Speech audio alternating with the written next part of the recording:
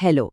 आज के इस एक्सप्लेनर में हम एक ऐसी सच्ची घटना पर बात करने वाले हैं जो किसी भी थ्रिलर फिल्म की कहानी को पीछे छोड़ सकती है। दौलत का नशा, अंधविश्वास का पागलपन और बेहिसाब ताकत, जब ये तीनों चीजें आपस में टकराती हैं तो अंजाम कितना खौफनाक हो सकता है, ये हम आज देखेंगे। तो हमारी कहानी शुरू होती है अक्टूबर 2001 में, तमिलनाडु के बेहद खूबसूरत लेकिन घने टाइगर चोला जंगलों में। सुबह सुबह धुंध छाई हुई थी। कुछ वन रक्षक वहां गश्त लगा रहे थे कि तभी उनकी नजर एक गहरी और फिसलन भरी खाई पर पड़ी। वहां झाड़ियों के बीच उन्हें एक नौजवान की लाश मिली जो बुरी तरह सड़ चुकी थी। सबसे अजीब बात ये थी कि उस लड़की के कपड़े बिल्कुल शहरी थे। वो किसी भी एंगल से उस वीरान जंगल का हिस्सा नहीं लग रहा था। अब इस लाश के मिलने से एक ऐसा सवाल खड़ा हुआ जिसने पूरे देश को हिलाकर रख दिया। जरा सोचिए, दुनिया भर में मशहूर एक ऐसा अरबपति जिसे लाखों लोग अपना मसीहा मानते थे, वो अचानक एक बेहद क्रूर हत्या का मुख्य संदिग्ध कैसे बन गया? कैसे एक हीरो का नाम इतने भयानक मर्डर से जुड़ गया? यही तो आज की हमारी इस चर्चा का सबसे बड़ा सस्पेंस है। आइए इस केस की शुरुआती जांच पर नजर डालते हैं और समझते हैं कि कैसे कोडेकनाल में मिली इस लाश ने एक देशव्यापी स्कैंडल की नींव रखी। जब उस अनजान लाश का पोस्टमार्टम किया गया तो रिपोर्ट में मौत की वजह सामने आई, एस्फिक्सिया यानी दम घुटना। मतलब ये कोई मामूली हादसा नहीं था। ऐसा बिल्कुल नहीं था कि वो लड़का बस फिसल कर पहाड़ से गिर गया हो, बल्कि बहुत ही ठंडे दिमाग से, पूरी प्लानिंग के साथ गला घोंटकर उसकी हत्या की गई थी। अब इस कहानी के मुख्य संदिग्ध की मानसिकता को समझने के लिए हमें थोड़ा पीछे जाना होगा। देखते हैं डोसा किंग यानी पी राजगोपाल का फर्श से अर्श तक का वो सफर जो सच में हैरान कर देने वाला है। 111 ये कोई मामूली नंबर नहीं है। ये सरवण भवन के उस विशाल साम्राज्य का सबूत है जिसे राजगोपाल ने खड़ा किया था। एक छोटी सी किराने की दुकान से शुरुआत करने वाले इस इंसान ने अपनी मेहनत से 22 अलग अलग देशों में 111 बेहद शानदार और सफल वेजिटेरियन रेस्टोरेंट्स खोल दिए थे। उनका रुतबा सच में देखने लायक था। लेकिन इस इंसान के दो चेहरे थे। दुनिया के लिए वो एक दरियादिल इंसान थे जिन्हें उनके हजारों कर्मचारी प्यार से अन्नाची या बड़ा भाई बुलाते थे। वो अपने स्टाफ को मुफ्त शिक्षा और इलाज की सुविधा देते थे। पर बंद दरवाजों के पीछे की कहानी कुछ और ही थी। वहां वो एक ऐसे तानाशाह थे जिसके अंदर खुद को भगवान समझने का घमंड आ गया था। उनका खौफ इस कदर था कि उन्होंने अपने ही कर्मचारियों को अपनी पत्नियां तक उन्हें सौंपने के लिए मजबूर किया था। यकीन करना मुश्किल है ना? तो फिर ये बेहिसाब ताकत और एक अजीबोगरीब अंधविश्वास जब आपस में मिले तो क्या हुआ? चलिए समझते हैं। सफलता की चरम सीमा तक पहुंचना है तो उससे शादी कर लो। एक ज्योतिषी की इसी एक खौफनाक सलाह ने राजगोपाल के अंदर एक ऐसा जुनून पैदा कर दिया जो पागलपन की हद तक था। वो लड़की थी जीव ज्योति, जो उनके ही एक असिस्टेंट मैनेजर की बेटी थी। दिक्कत ये थी कि जीव ज्योति पहले से ही प्रिंस शांत कुमार नाम के एक मैथ्स ट्यूटर से बहुत प्यार करती थी और दोनों खुशी खुशी शादी भी कर चुके थे।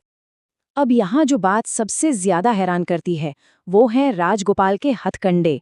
इस पति पत्नी को अलग करने के लिए क्या कुछ नहीं किया गया। जबरदस्ती मेडिकल चेकअप करवाए गए, प्रिंस को बदनाम करने के लिए HIV की झूठी रिपोर्ट बनवाई गई, उस पर काले जादू करने के इल्जाम लगाए गए और तो और रातों रात उनका अपहरण करवाकर गोदामों में बुरी तरह पिटवाया गया। मतलब मानसिक और शारीरिक रूप से उन्हें तोड़ने की हर मुमकिन कोशिश की गई ताकि जीव ज्योति राजगोपाल की तीसरी पत्नी बनने के लिए राजी हो जाए। जब ये सारी धमकियां भी उस जोड़े को अलग नहीं कर पाईं तो हालात पूरी तरह बेकाबू हो गए।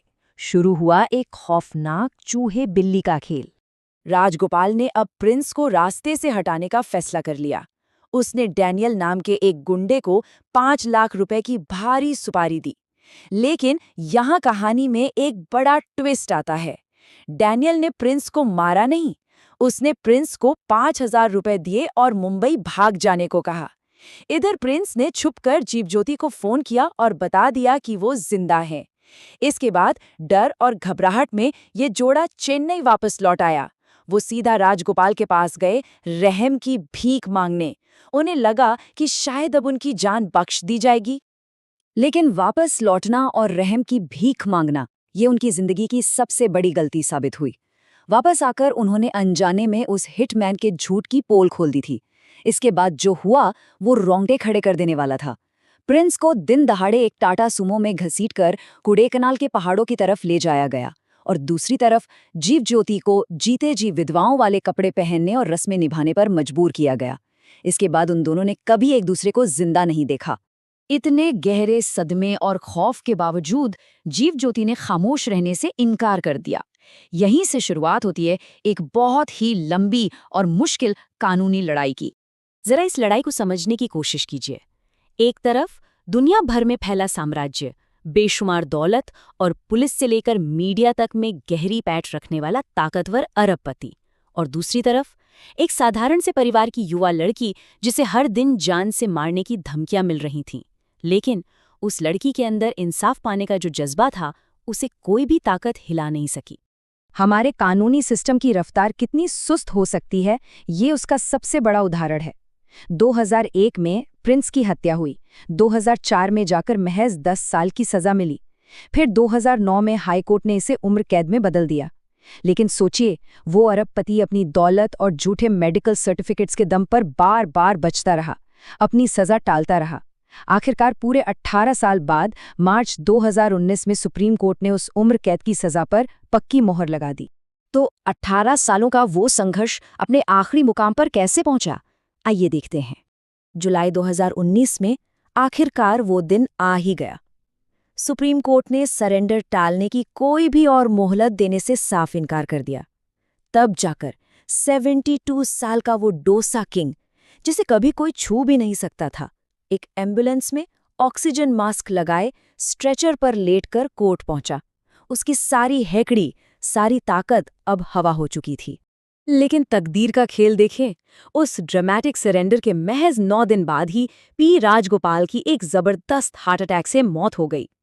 मतलब वो अरबपति अपनी उम्र कैद की सजा काटने के लिए एक भी दिन जेल की सलाखों के पीछे नहीं रहा। इस पर जीव ज्योति का एक बयान आया था जिसने सबका दिल चीर कर रख दिया। उन्होंने कहा, मैं जीते जिए नहीं भूल सकती कि उसने मेरे साथ क्या किया, इसलिए मेरा घाव हमेशा घाव ही रहेगा। ये अल्फाज हमें बताते हैं कि ये कानूनी जीत कितनी खोखली थी। इंसाफ तो मिला, लेकिन जिस इंसान ने ये सारी तबाही मचाई उसने असल में कोई सजा काटी ही नहीं। उन जख्मों का क्या जो कभी नहीं भरेंगे। और ये पूरी कहानी आज हमें एक बहुत ही चुभने वाले सवाल के साथ छोड़ जाती है। जब बेहिसाब ताकत और दौलत के आगे सिस्टम इतनी आसानी से झुक जाता है, तो उसकी असली कीमत किसे चुकानी पड़ती है? ये एक्सप्लेनर सिर्फ एक मर्डर मिस्ट्री नहीं है, बल्कि इस कड़वे सच की याद दिलाता है कि कैसे सिस्टम की कमजोरियों का फायदा उठाकर एक इंसान सालों तक तानाशाह की तरह जीता रहा और हम सब बस देखते रह गए।